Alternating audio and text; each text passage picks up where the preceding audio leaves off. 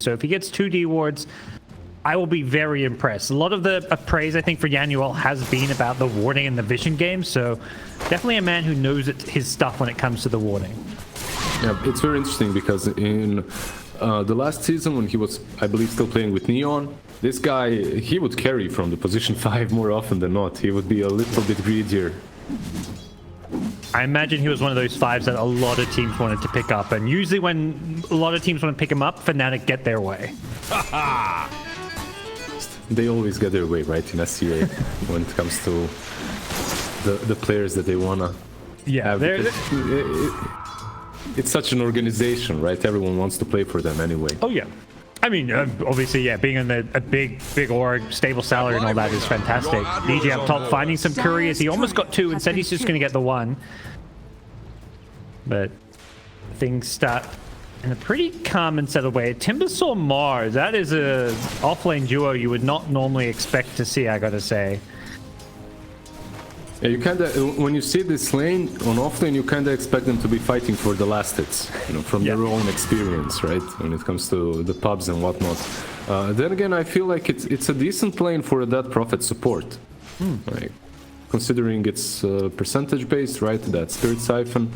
It's not that bad versus both the Mars and the Timbersaw. And in a game such as this one, yeah, they did first pick the Dead Prophet, but it would have been such a nice core Dead Prophet game as well. I wouldn't have minded seeing that. Ooh, Mirana top. They've got the kill. Jack Boys with an early Phantom rush in. Finds first blood. Mirana is a great position 4, but until you get that leap, you're susceptible to these. Lively now. Your admiral is on board. It's a stupid, that's how I call it. Like you're in Mirana, you're just 10% away from level 2. You just get caught by something, and then you always feel bad after that. Yeah. You just try to linger around a little bit too long. Basically, your opponent's beat you to level 2, and you've got to play so safe if that's the case on Mirana against so many lanes. I just want to point out, one of the lanes we haven't taken much note of, this mid lane is being destroyed by ARMEL so far. He's doing pretty damn well when it comes to the last hits. Once he gets that extra bracer shipped out, it's going to be even more difficult for Ghostship to really zone him out. Every time, like, yeah, you can shadow strike him, but he hits you with Tidebringer, he dishes out just as much damage, if not even more, and now he's going to have that bracer to work with as well. Yep. Plenty of sustain with all the runes. And top lane, Jabs and DJ, they want to go in and get Boombell, but the Hex into TP, ooh, that was close in the end. Well timed, Boombell knowing the limits of his hero. TP'd out. And now can bring some salves, perhaps, some items to versus PL. So both of them are happy that he didn't die there. Maybe Lion a bit more happy than the PL, because PL would get his items a bit faster. You know, carries right now, they like when their supports die. Yeah.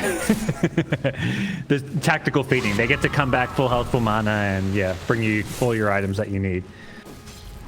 The amount of time I was screamed at on Russian for not dying, like, you would think that you should be feeding in this game more often, especially when you're playing position 5. Yeah. Pubs have changed, you know. I would fit right back into pubs nowadays. Just go feed. All right, done. Yeah. The thing is, like, people are finding more and more elaborate ways to blame supports for whatever they did wrong. You know, usually it was like, why are you pulling when you should be trading? Why are you trading when you should be pulling? Doesn't matter. It's one or the other, 100%. There's no doing right. Yeah. Yeah, but now it's like, why didn't you die exactly 30 seconds ago? You would be alive here, full HP, and you would bring me a salve, and then we would be winning the lane, and you're like, what? It's like, yeah, that's, you know, exactly how it was so obvious, you know? Nostradamus over there. How didn't I see that? Yeah.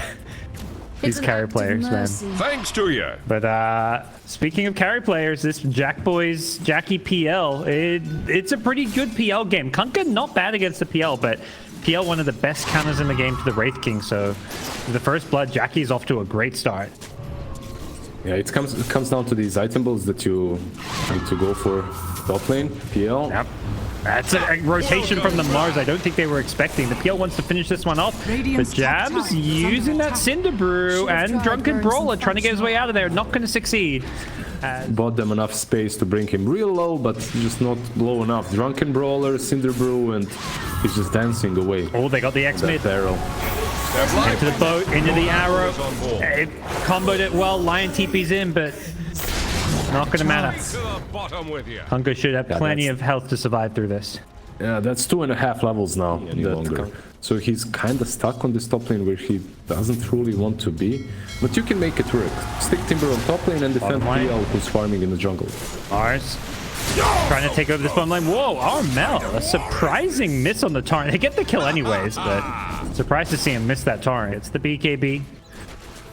We'll see what Fnatic look to do with this. Do you feel like this is a BKB they want to just immediately go fight with, or are they happy to keep farming? Well, it looks like they want to start fighting. PL Scott, your question is answered. Doppelganger was on cooldown, but they're going to look to turn this one around. Armel has the BKB, doesn't want to commit it. He's holding on to it for now, but his entire mana pool's been burned, but they'll kill the Lion, so Fnatic probably okay with this one. Yeah, it looked more like Motivate Trust were trying to bait the BKB out and then fall backwards, right? Like fall back. Step lively now. Like you say, team effort. They've got the Brewmaster with the AoE Dispel. They've got... Oh, I don't know what else. They haven't got a whole lot else, but they've got a few small things. Yeah. Raven, not in the way he'd perhaps like, but with the armlet as well as the reincarnation, he's not a bad target. That got him, but he's lost his mana. Doesn't get a chance to use any stick charges, and he's going to be going down here as Fnatic could be in some trouble with the PL rotating in to try and come and fight. Jackboy's getting a bit low here, but he's already helped get 2 kills for his team. Nice spear onto Armel, going to push him away as Jabs finally gets a chance to use the Primal Split, and that should be full retreat for Motivate Trust. Jabs should be able to find another kill or 2. Gacha Boy would be a nice kill, but instead it's just going to be Boom Bell on the Lion, getting thrown up. The Rock to follow it up, and he goes down as Armel's KUNKKA getting very low, and he may just die here without the BKB. They kind of baited out the Primal Split, and once it wore off, the game is going to feel very different for him when he's got that shard. He doesn't have to be afraid of losing his entire mana pool. Radiant's middle tower going into a mana drain from Lion or PL. There's just these two heroes that ruin his day. Mid lane, Armel gets off BKB inside the arena, but the Death Prophet not so lucky. Doesn't have a BKB. They'll kill Q in response, so a 1-for-1 trade so far for the 2 supports. But it's Motivate Trust who take out the mid-tier 1 towers. So, you know, he can do a lot in these fights, but at some point he's probably going to need Gacha Boy as well as Master to offer something as well. The underfarmed Timbersaw could be a big liability, as we're seeing here. The X in arrow comes again as Armel caught him under the Radiant Observer Ward. They knew where he was farming, and Master's game is being crippled severely. Still no Yules, no way to know 100% what's happening. They position Raven kind of on the front, the first one to get caught. They don't mind him going down because of the Aegis. Jackboy's in full retreat, but he gets caught by the Silence and the Wraithfire Blood. The arena comes in, nicely catches the Wraith King into the side of the arena, but they've already lost the PL. Yeah, the Chain Stun, the burst was enough, and the Wraith King, he gets his ultimate off, Reincarnation, so he's still got the Aegis to play around his Q on the Mars. There's nothing left in the tank for him. He's going to get picked off, and Fnatic, it's only a 2k lead, but it feels like they're kind of rolling their way through this game and starting to pick up some momentum. A lot of momentum even. There is still a split on Panda. Remember, he has that Aghanim, so this might be even a side here for them. Oh, Yules. That's the defensive Yules. You mentioned it was the chosen one to save him, but it sets up the arrow from DJ. DJ says, thanks for you very much. I don't even have to buy a Yules myself. Let them I don't think you're happy with that. That's yet another arena used to kill off the Death Prophet. And look at Fnatic, they don't even care. They're smoked up. And they're jumping in. Raven says, hello, Q. Instantly just blows him up with the blink.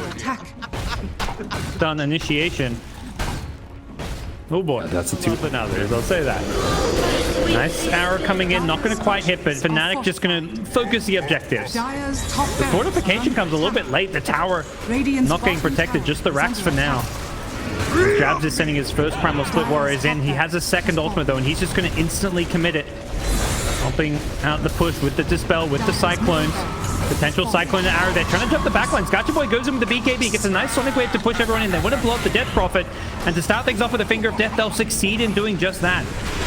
Can they get anything more? But they've committed too much, and Gacha Boy without a BKB is just going to get chased down by DJ, who does die in the process. So it's a 2 for 3 so far as buybacks from Motivate Trust. They want to try and turn this one. They know this is their chance, defending high ground with buybacks. But unfortunately, they only end up getting... Motivate Trust, it looks like they want to take the initiative and make the move out. They know Fnatic's coming for this bottom lane, so they're camping on the high ground. Boombell hiding in the trees on the Lion. Gets the Hex out onto ARMEL, but he's been scouted. They know he's up here, and he's not going to be able to get off anything else. Mars desperately just trying to throw out an arena to try and do something, but the BKB Wraith King just walks his way out of this one, trying to chase down the Mars, who does defensively Yules, and it looks like Raven has to come back and help deal with the PL, who's causing a lot of problems on the Fnatic backlines here. And they are going to take out the first life of the Wraith King. Can they do anything else against him? He's still got the Aegis, so he's not really the best of targets to go on. And it looks like Motivate Trust trying to focus their efforts elsewhere as Jack Boys continues to chip away at these heroes. DJ's Mirana getting very low in the trees, and with the spear clipping him as well, he ends up going down. Gacha Boy, he stays alive in the trees. He's being pinned. Can another blink out? ARMEL gets him just before the blink was about to be used.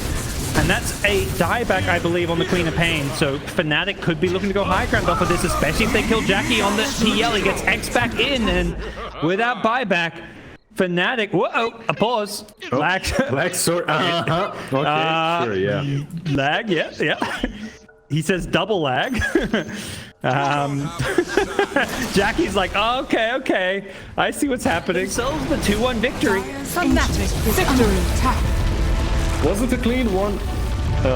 Wasn't a clean series from either one of these two teams, but So we're going to take a quick break.